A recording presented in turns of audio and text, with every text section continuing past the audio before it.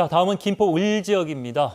지난 총선 결과부터 살펴보도록 할 텐데 설명드리면 이제 아시겠지만은 새누리당에서 어렵게 차지했던 지역입니다. 네. 김포 을 같은 경우는 홍철호 의원이 지난 재보궐선거에 당선된 이후에 재선에 성공한 지역이라고 할 수가 있는데요. 지난 총선에서 홍철호 의원이 정하영 후보를 5.7% 차, 약 5천 표가량 앞서면서 46표로 당선된 지역이라고 할 수가 있습니다. 국민의당 의원의 역할이 컸군요. 네. 당시에 또 정하영 후보 같은 경우는 지금은 당선돼서 김포시장으로 활동을 하고 있는데요. 예. 홍철호 의원 같은 경우는 앞서 말씀드렸던 유정복 전 의원이 3선을 하고 여기에서 김포시장 할 때부터 상당히 교분이 두터운 측근이라고 알려져 있습니다. 오랫동안 김포에서 활동을 해왔고요. 또 김포 지역 토박이라고 할 수가 있는 상황입니다. 또 김포 같은 경우는 대표적인 도농 복합 도시라고 할 수가 있는데요. 홍철호 의원이 지역구인 김포 을에는 농촌 지역이 꽤 있거든요. 예. 거기에서 자유한국당 보수 지지세가 강하다는 점이 지난 총선에서 재선에 성공, 수성을 하게 된 요인이라고 분석이 됩니다. 예. 인생 새옹지마라고 당시 이제 정하영 후보가 국회의원이 더 되고 싶으셨는지 시장을 꿈꾸셨는지 모르겠습니다만 이후에 이제 시장으로 옮겨가셨기 때문에 그 자리가 이제 비어서 민주당계 인물이 누가 들어올 것인지가 굉장히 궁금해지는데 저희가 이제 보여드릴 표를 보면 이제 깜짝 놀라실 텐데 민주당에서 굉장히 많이 네. 물론 이제 경선을 치르겠습니다만 네, 민주당 후보가 지금 무려 7명이나 예비 후보로 등록한 상황입니다. 그야말로 치열한 민주당 입장에서는 지역이 바로 김포 을이라고 할 수가 있는데요. 이 원인을 보자면은 앞서 얘기했었던 정하영 위원장이 총선에 출마했다가 이제 김포시장으로 당선돼 나갔단 말이에요. 예. 그렇기 때문에 지역위원장이 공석이 돼 있었던 상황. 또 옆 지역구죠. 김포 갑에는 거물인 김두관 의원이 떡하고 자리를 버티고 있으니까 후보들이 마땅한 자리를 찾기가 어렵고 김포 을로 몰리지 않았나 이렇게 분석이 됩니다. 이 중에는 이제 아차하시는 분들이 계시겠네요. 그렇죠. 만약 진작 알았으면은 김포 앞선 결과를 봤을 갑에다가 때. 넣었으면은 충분히 더 쉽게 될 수 있다 생각하시는 분이 있을 수도 있을 것 같은데요. 어쨌거나 앞으로 이제 1차 컷오프에서 한 2~3명 가량이 정리가 되고 한 5명 이내로 경선이 붙을 것으로 예상이 되고 있는 지역입니다.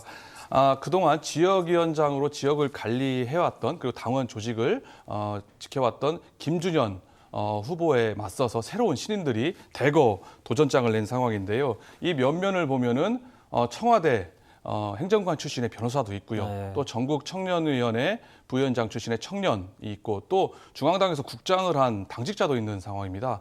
이외에도 이해찬, 정세균, 계를 잇는 후보들이 다양하게 경합을 이루고 있는 상황인데요. 결과적으로 과연 누가 최후의 공천장을 받고 웃을지 네. 관심이 모아지는 지역구가 바로 김포 을 민주당 상황이라 할 수가 있습니다.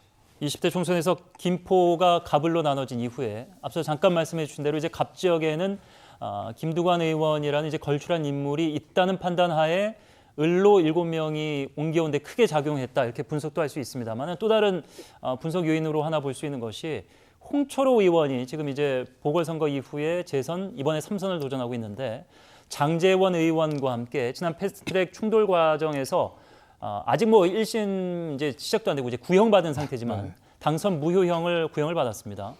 당에서 공천을 과연 단행할 것인지 단행해서 출마하게 되면은 지역민들은 어떤 판단을 내릴 것인지 한 번 더 신임해서 당선이 된 이후에도 재판은 진행돼서 한 1년 남짓해서 이제 대법원 판결까지 나면은 공석이 될 가능성도 있고 여러 가지 변수가 있습니다. 네, 여러 가지 변수가 있을 수 있는데요.